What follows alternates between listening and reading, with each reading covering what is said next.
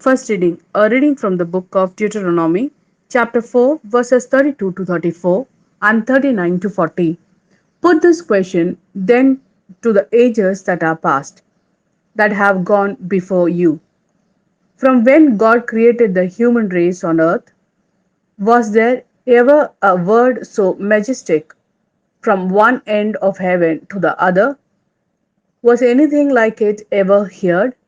Did ever a people hear the voice of the living God speaking from the heart of the fire, as you have heard it and remain alive? Has it ever been known before that any God took action himself to bring one nation out of another one? By ordeals, signs, wonders, war with mighty hand and outstretched arm, by fearsome terrors, all of which things Yahweh your God has done for you before your eyes in Egypt. Hence, grasp this today and meditate on it carefully. Yahweh is the true God, in heaven above, as on earth beneath. He and no other.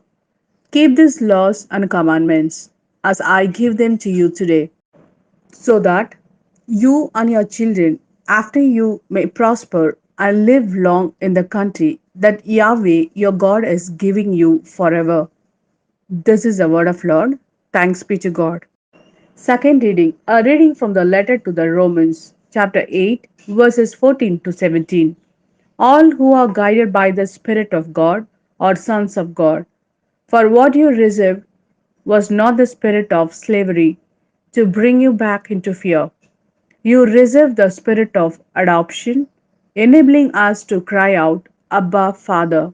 The Spirit Himself joins with our spirit to bear witness that we are children of God. And if we are children, then we are heads, heads of God, and joint heads with Christ, provided that we share His suffering, so as to share His glory. This is the word of Lord. Thanks be to God. A reading from the Gospel according to Matthew, chapter 28, verses 16 to 20. Meanwhile, the 11 disciples set out for Galilee, to the mountain where Jesus had arranged to meet them. When they saw him, they fell down before him, though some hesitated. Jesus came up and spoke to them. He said, All authority in heaven and on earth has been given to me. Go, therefore, make disciples of all nations. Baptize them in the name of the Father, and of the Son, and of the Holy Spirit, and teach them to observe all the commands I gave you. And look, I am with you always, yes, to the end of times.